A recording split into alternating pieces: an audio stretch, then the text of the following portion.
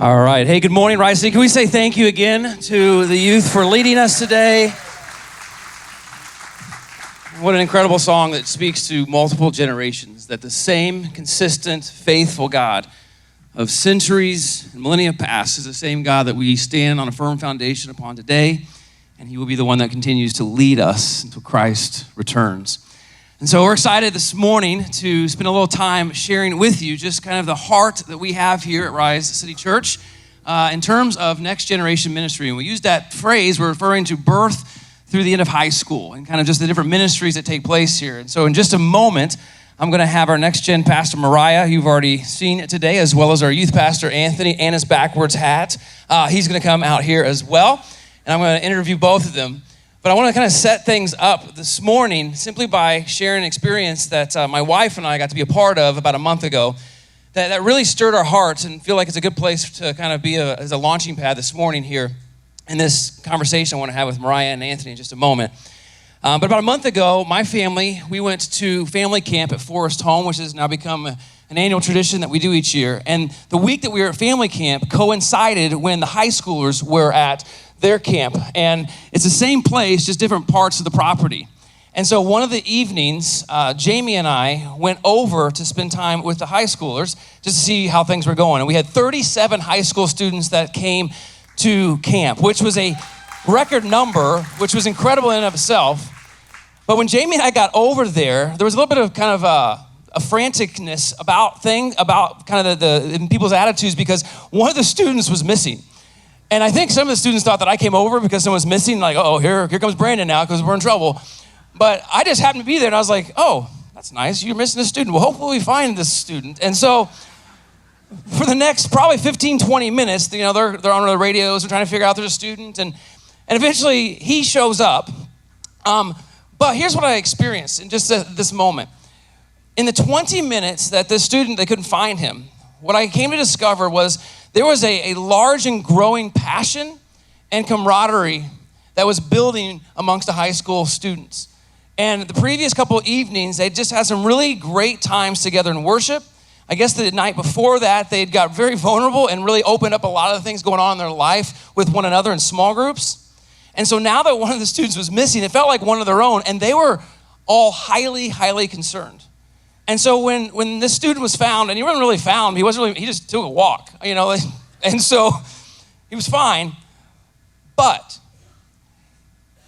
man, I just envisioned that story when Jesus talks about when the prodigal came home and the father ran off the porch to meet him because the 36 other high school students ran off the porch to meet the one.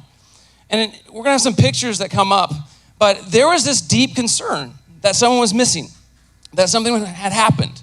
And when they found that everything was okay, there was this sense of relief, but there was also this spontaneous moment of just praising God and praying together. And so if you want to put some of those pictures up, Stacy, the students rallied together, and I was like, I can't believe I get to watch this. That's all the students together rallied around this one, and they're just praying and thanking God. And then we got to go to the worship time with them afterward and to watch our students gather together arm in arm and just with each other, praising God together. A couple of the other groups actually, one of their leaders talked to my wife and just said, man, I don't know what's happening, but something special is going on right there with those students from Rise City.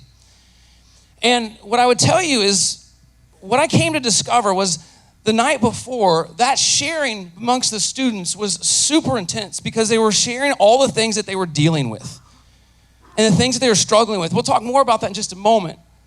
But this is a group, this generation, it is an unprecedented time in terms of what they have to deal with, in terms of exposure, in terms of different pressures. And so I left that moment just first off, overwhelmed with the love of God, of how he was moving in the lives of the students. I also had a deepening level of concern and empathy for what they're going through. Jamie and I felt this rising surge inside of us of man, we have got to continue to rally parents to be in the lives of these teenagers and younger because that is such an incredible and necessary influence that cannot be handed off to anyone else. And there's also this surge of optimism within us of man, right now they're going through some really crazy things. They've already had to go through COVID and all that kind of stuff. And there is a deep level of desperation. And right now, these students, in the midst of kind of this vacuum of emptiness, they're choosing to, in their desperation, pursue Jesus. He's filling that in them. And all of a sudden, look at the bond that's created. And if these students continue to cling to Christ and one another, how awesome is the next generation going to benefit from these men and women who pursue Christ and know that he is the only one who fulfills and can lead. He's the only one. And I'm 43, and so in 20 years, like, the world has changed, and some of you are way older than that. It is not the same ball game. It's not. And so I want to invite Mariah and Anthony to come up here, and we're going to talk about just what God is doing in the lives here of the students, the teens, and the young kids, but also what this means for us as a church as we move forward into the future to continue to be next generation focused. So Mariah and Anthony, if you guys want to give them an applause. I wasn't early this time, I don't think. I saw some people laugh when he came out, just in preparation. I just looked down. I was like, I can't face them. No one knows what you're talking about right now, Anthony. You're just talking to me. Oh, no. I think they know what we're talking about because they saw the worship. Brandon didn't see it. No, I saw him come out early. I was still just trying to wrestle with my son, supposed to be the young cool kid, and he didn't know any of the stuff on the stage. I was like, congratulations. Ben said, when I look at you. Jesus for William Wallace, but I mean, that's similar. Ben said, when I look at you, come out. And as soon as I walked up, he goes, so I walked out. It was a trap. It was a trap. It was awesome.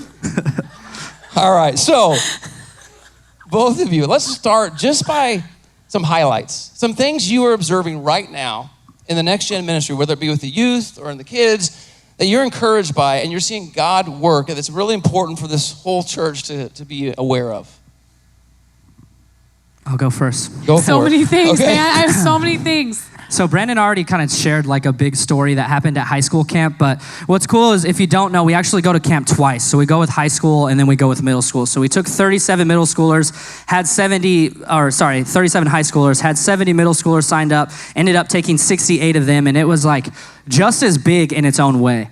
And what's super cool is like when camps are split, you kind of get that like that pit feeling where you're like gonna compare, especially when high school camp was as big as it was.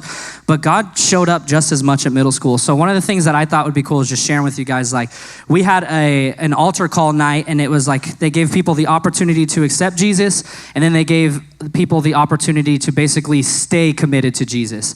And every single student in the room for middle school from Rise City Youth stood up for the stay committed to Jesus. 67 kids at that point. Someone got sick, so.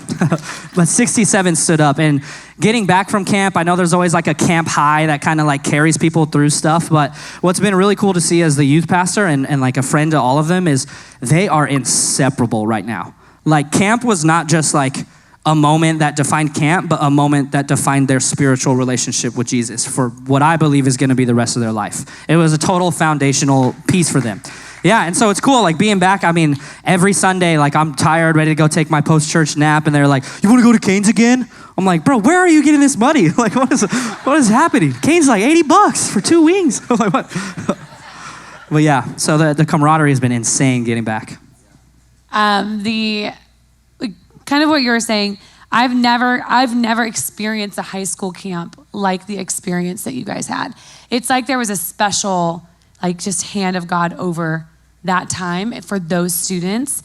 And it wasn't just a great experience, but those students have really come back changed. Because I didn't go to high school camp, I usually go to middle school camp. And so to see the high school students leave and then return, God did a big work in them, I got a text from one of the high school guys this week. He's like, hey, you don't know me, but I went to high school camp and I just really want to get to know God and I want to make a difference for kids. Can I serve at Rise City Kids? And I was like, oh my gosh, like. He's in the kids' room right now. Oh yeah, he's So test driving good. right now, right? But like we've got high school boys taking initiative to text, well, who's a stranger to them, to serve with children because they want to serve Jesus. And what is happening right now in that, like, what's happening with the youth? That's both incredible, and then some people are about ready to check their kids out of kids ministry because they're like, No way. Funny thing, We've got great. that student shows up and he's walking with his hand behind his back, and I was like, your big day, dude, you're serving. And he just pulls out a Ninja Turtle toy and he goes, I think they're gonna love me. Taught him well. Well, I would just say like a couple of things on that high school camp.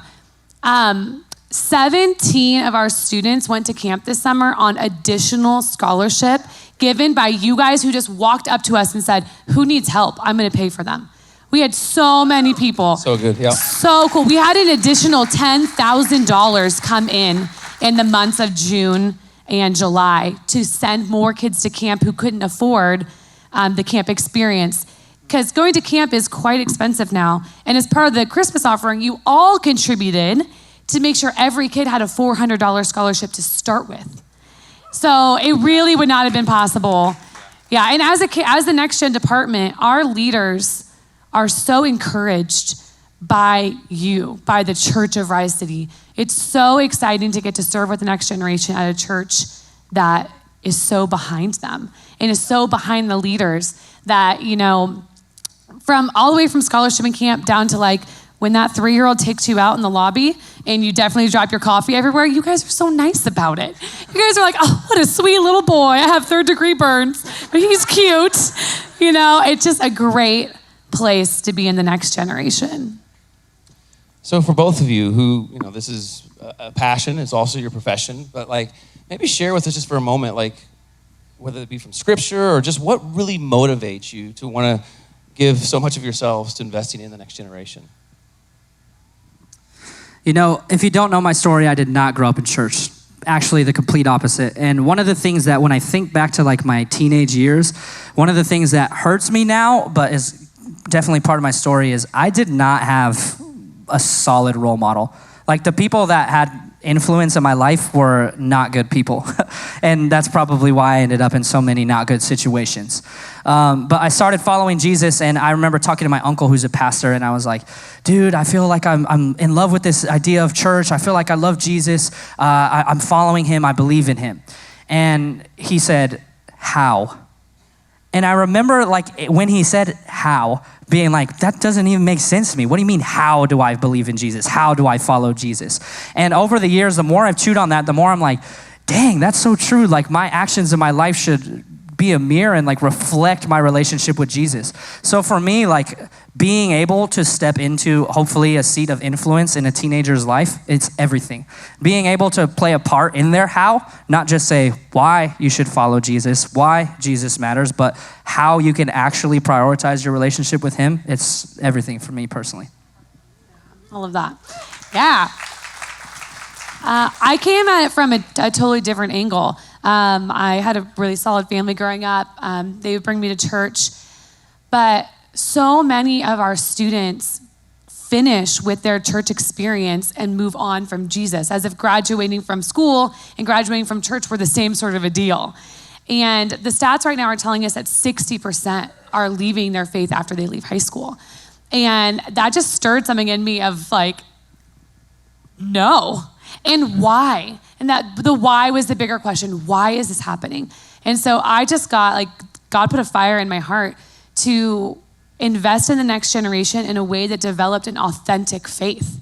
Not something that felt like, well, I like going here and it's fun, but why Jesus? Have you thought about this? Like, what does it mean? So that when our kids come to the place where they say, like they want to get baptized and they want to give their lives to following Jesus, they get what that means and they understand the fullness and the beauty and the freedom that they can only get through Jesus. And when the world's telling them, this is what will make you feel free and good, they know what's false and they know what's true, and it's authentic for themselves. So for me, working in the next generation, we start with what's it gonna look like when they graduate high school, and how do we start that push towards authentic faith when they're young? And I would answer that same question back as, you know, pastor of this church. Is when we started Rise City 10 years ago, I had a 2-year-old and a newborn. And I was like, man, I want to ensure, and I can do this because I was helping start a church. I was like, I'm going to be biased in this, but I want to ensure that my kids have a place that they get connected and they get a chance to hopefully get to meet Christ, and also just to see how God works in just incredible ways. And now having 4 kids, and now kids kind of that are going through all different ministries, like it is a huge passion to see my kids, but ultimately my kids, your kids, and the next generation get a chance to have a place that they experience Christ, feel safe to share, to process things. And a lot of that conviction comes from me out of Psalm 78. If you have a chance to read that this week, Psalm 78 talks about the necessity, God's heartbeat of sharing and prioritizing, letting the next generation know. Because even as you're watching here on stage, some of these students that are in the band, 10, 15 years from now, they'll be the ones leading worship in this place. And this is an opportunity for them to begin to kind of get their feet wet, experience Christ, and also to grow in their leadership. And so our largest ministry budget here at Rise City Church is Next Gen. Like, it's unapologetic here for us. It's unapologetic for us to say, this is where we're going to invest the most amount of money because we believe so importantly of what it means for the next generation to know Christ. So, well, and two of your kids are in the youth ministry, so the pressure's really on me now. Yeah, I'm watching you big time, man. I'm watching you. So, Mariah, maybe for a minute, just share, like I kind of joked around, but I was serious. Like I talked about like the things that kind of I experienced or maybe you experienced even 15, 20 years ago. Like it's just kind of a different ball game now. Maybe help us understand like what is so different for the next generation now compared to when a lot of us went to school. Yeah, I mean, I kind of feel old when I talk about that stuff because I started in youth ministry 15 years ago, which I'm like, that was yesterday, right? For the student, it's like, you're a dinosaur. I don't know what Riz means and I have to Google it, But ministry now, even from 15 years ago, is very different. So like what we were talking to our high schoolers about 15 years ago, our sixth graders need to hear now. And like what I was talking to my freshmen about, my fifth graders are asking me about. We're doing interventions with elementary school kids who are struggling with suicidal ideation, in these young ages. A lot of it has to do with digital exposure, but a lot of it has to do with the change in the family dynamics. So even like right before COVID, a stat came out that says that only 23% of kids live in a home with their two biological married parents, which just means that the look of the family is very different. And it doesn't always mean it's bad, but it's not the same as when you and I were kids. Even just the internet, when I was a junior in high school, I think that's probably when I learned how to do my hair correctly. Before then, we were all just like, I don't know, and everyone's figuring out, and you show up to school in that awkward outfit that you thought was really cool, and now you see a picture, and you're like, oh gosh, what was I thinking? But now there's TikTok, there's YouTube tutorials, and every sixth grade girl is expected to show up on her first day with perfectly styled hair and perfectly matching clothes, and heaven forbid you get it wrong, it's gonna be taken a picture of and saved on the internet for all eternity. Congratulations. Imagine if all your worst moments were not just between you and your two friends, but between everybody. And they're battling more, and they need now more than ever to understand the full forgiveness and acceptance that Jesus offers them. Jesus said, he's close to the brokenhearted. Blessed are those who mourn. Jesus is there for this generation. They're broken, but they're so open to Jesus that there's just incredible hope. Anthony, would you, from your perspective with, high schoolers and middle schoolers, what are some things that you think would be important for us to be aware of what they're working through, dealing with, and what you even kind of work through in your ministry? Yeah, unfortunately, there are tons of things. I mean, insecurity it's a plague right now. Everyone deals with insecurity. And even no adult struggles with that either, no, right? No, we're cured of that after high school. Just got great. But insecurity is I think that the misconception is so many times because they're your kids and they might snap at you or be more direct and open with you, we start to think that they have a confidence and they'll stand up for themselves and they'll speak out. But in reality, your relationship with your kids is way different than your kids' relationship with other kids. And right now what I see is people are so glued to building relationships through their cell phone that there's no depth to anything. So one of the biggest things that all the kids seem to deal with is this deep-rooted loneliness. This I don't care if you get 1,400 likes on your picture. Are you seen? Do you feel seen? Where is this validation coming from? And so this loneliness kind of creeps in, and then what happens is they start to believe these lies and speak these lies over themselves. It's something that, at camp, I'll keep everything that happened in the dorm between our dorm, but one of the things that was a common theme amongst every single one of the guys in my room that we were opening up about was just how alone we feel. And it's to the point where these students aren't it's not just I feel alone at times. They're like, I'm in rooms filled with people and I just feel like nobody knows I'm sitting there. And I'm like, man, I cannot imagine what that's like to go through every single moment of the day feeling that. So this loneliness creeps in, and then the other big thing, like with the insecurity on top of it, is people don't, like, because of the trends and because of the social media, you look to what gets views and you look to what gets likes and you say, that's what I have to be. That's what I have to do. That's what I have to do, all because it's this giant fight to be seen. And so I think that, like, between the loneliness and kind of just insecurity and lack of really security and like character is kind of making it like stripping all of the next generation of individualism, to be honest. Which is funny because everyone in the next gen wants to be known for being individual, like wants to stand out, but they're all robots and end up doing the same thing. Like they're all part of the algorithm in real life. And so it's like my job is like saying, hey, it feels different to follow Jesus. It feels difficult because it is. You are going against the grain. You're going against what everyone else is doing. You should feel tension. That's something that we talk about often because I want them to know that when it gets difficult, because it will, you stick with it and it pays off better. It's good. Thankful to have. I was about to stand up and just start. I know. He's a preacher at heart, so it's awesome. Mariah, maybe for a moment, those that are not aware, just give us kind of an overview or a flyby of like just how we go about Next Gen Ministry here and why what you do with the younger kids plays directly into what Anthony does with middle school and high school and how it all connects together and what that means also with small group leaders and things like that. Oh, for sure. So when I first started in ministry, I was a middle school pastor. And then I was a high school pastor. And then by a weird situation, I ended up being a kids pastor. And I was like, oh, children's ministry. And I ended up loving it. But when I came to work at Rise City, and I was able to be the next gen pastor here, so I oversee our program birth all the way to high school. So Anthony and Jen, they run the youth ministry, but I get to have the honor of kind of how do we want the experience for our families to be from the time their kids enter our ministry until they leave. We want to be one big team working besides you as the parents. Because you guys as the family, you're there all the time, right? You're there in the middle of the night when your kid's up 5 times in a row. You know where Anthony and I are? We're sleeping. We're getting a full night's sleep, right? You guys are the only ones that know your kid from start to finish, but we want to provide people in your kid's life and experiences along the way that continue to propel them towards an authentic faith.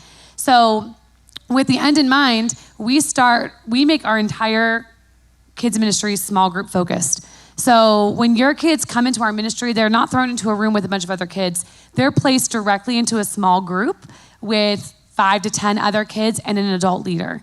And that adult leader is just there to be with those 5 to 10 kids and get to know them, know your kid's name, what they like, what they don't like, and become a safe group for them to ask their questions about faith. Not just take what we tell them and go, okay, if you say so, but to say, is that legit? And am I safe enough in this group to say that I'm worried that that's not legit?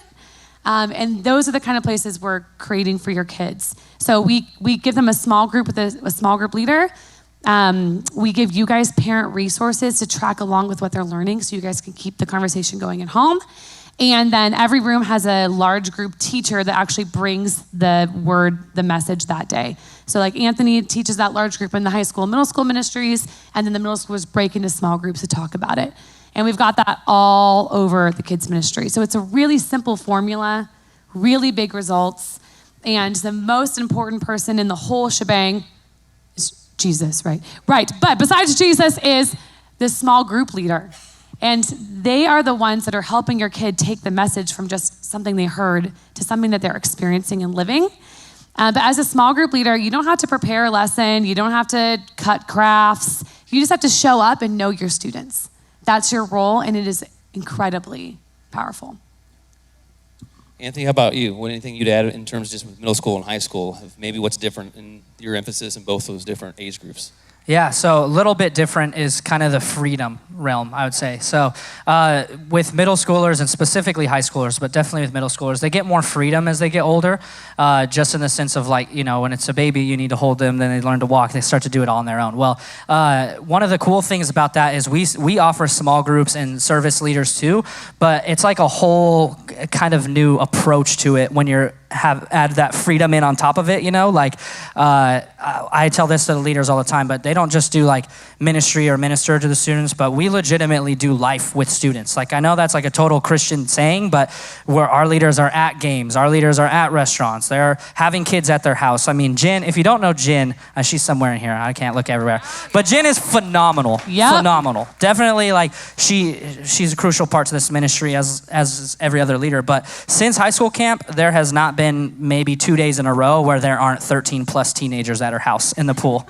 So she has a nice pool. But yeah, so just being able to integrate, kind of welcome kids into our life and the opportunities that's fitting, and also step into their lives and opportunities that's fitting, it's kind of a whole new approach to leading them.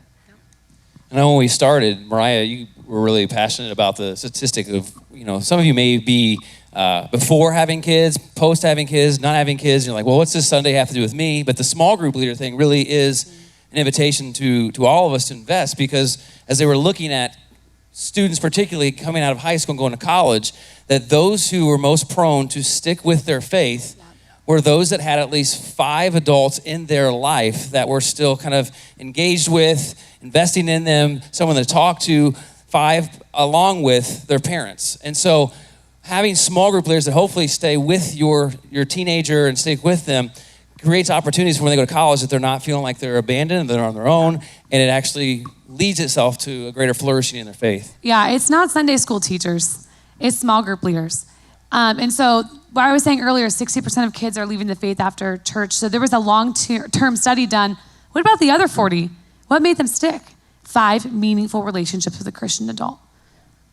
So perhaps you could be one of those meaningful relationships in the lives of these kids or teenagers.